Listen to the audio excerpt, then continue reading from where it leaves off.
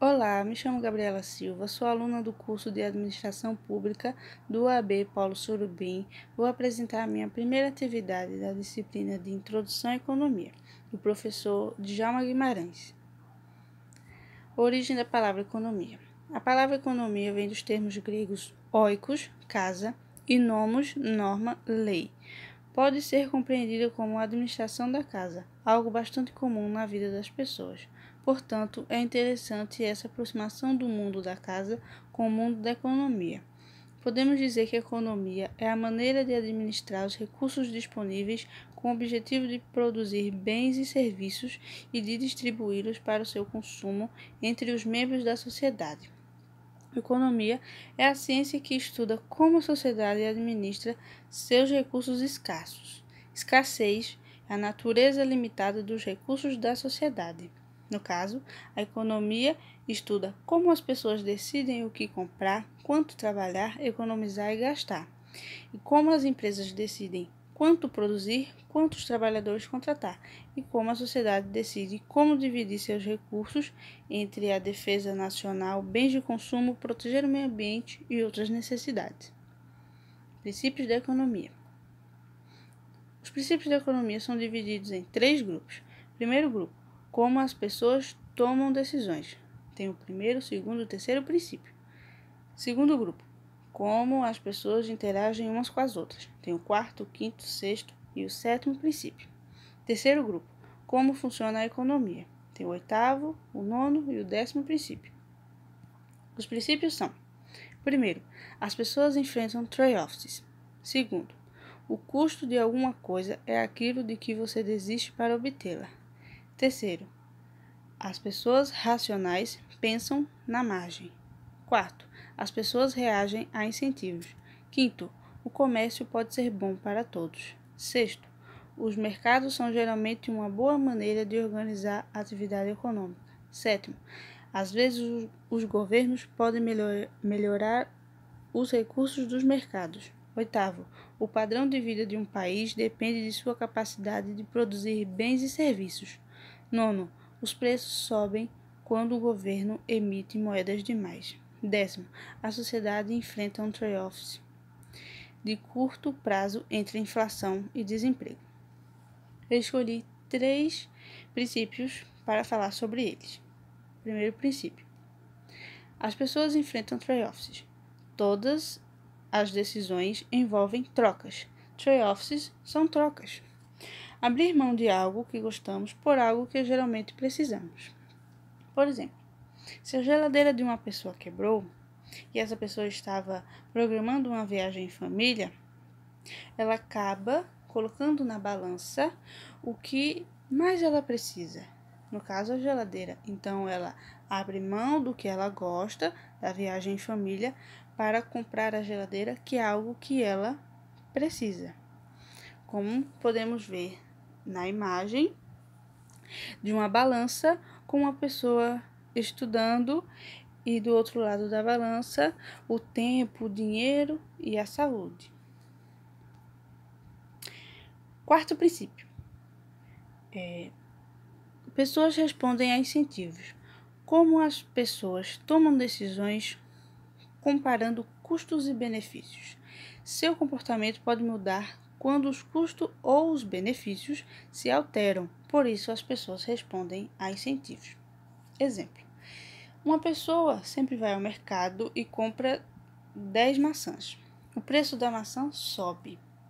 Esta pessoa acaba diminuindo o tanto de maçãs que compra e compra também outras frutas. No caso, ela tomou uma decisão, um incentivo de como o preço da maçã subiu, ela fez uma alternativa de outras frutas.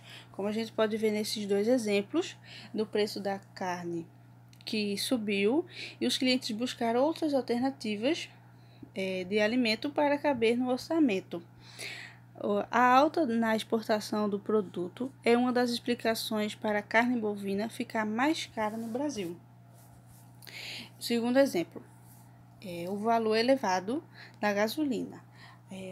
A gasolina subiu e as pessoas buscam alternativas para driblar a alta do combustível, como elas podem usar o transporte público ou pegar uma carona, ou tem carros que podem ser abastecidos com gasolina e álcool. Normalmente álcool é mais barato que gasolina e as pessoas acabam abastecendo com álcool, e isso são formas de buscar outras alternativas quando sobem os preços. No caso, as pessoas respondem a incentivos. Nono princípio: os preços sobem quando o governo emite moedas demais. Com bilhões de moedas circulando no Brasil, mesmo assim a inflação se encontra alta. Muitas pessoas guardam moedas em cofres e isso faz com que fique poucas em circulação, fazendo com que sejam emitidas mais moedas e acaba elevando os preços de bens e serviços, provocado pelo excesso de moedas. Se o preço de um produto aumenta, necessariamente precisa de mais moedas para adquiri-lo, e a inflação faz com que a moeda seja desvalorizada, como vemos o aumento do dólar, mais de R$ 5.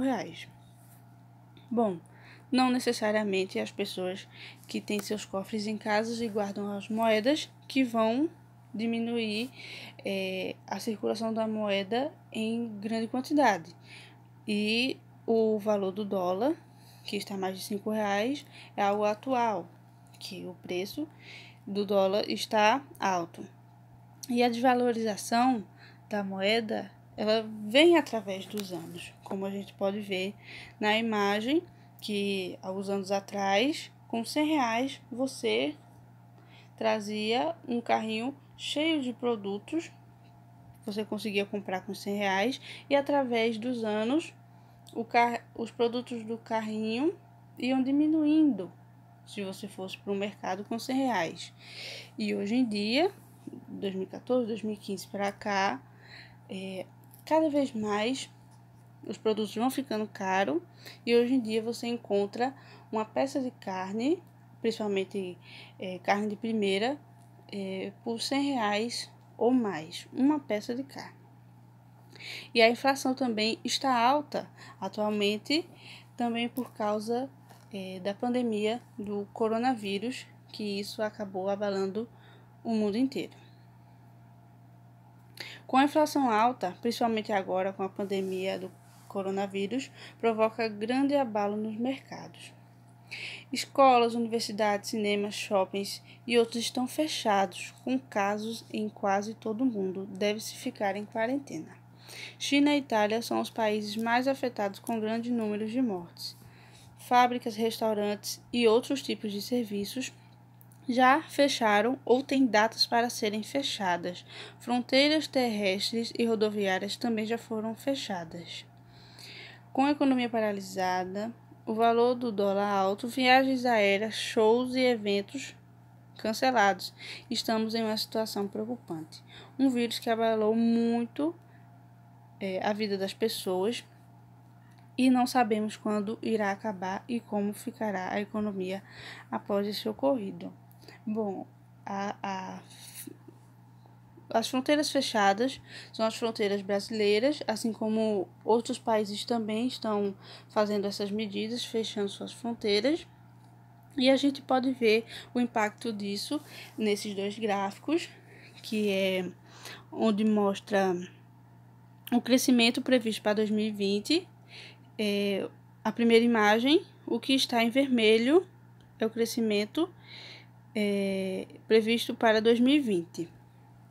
No caso, a China, que é um país grande e desenvolvido, com grande crescimento, ele diminuiu bastante pelo crescimento de 2019, que a gente pode ver que está em verde. E na outra imagem, a gente pode ver a desvalorização do real, o quão está grande, que o real e o peso mexicano são duas moedas que estão mais desvalorizadas no momento por causa dessa inflação. O real da Arábia Saudita segue um regime de câmbio fixo atropelado ao dólar americano, por isso a variação fica em 0. Então é isso, essas são as referências de todo o trabalho, e obrigada pela sua atenção.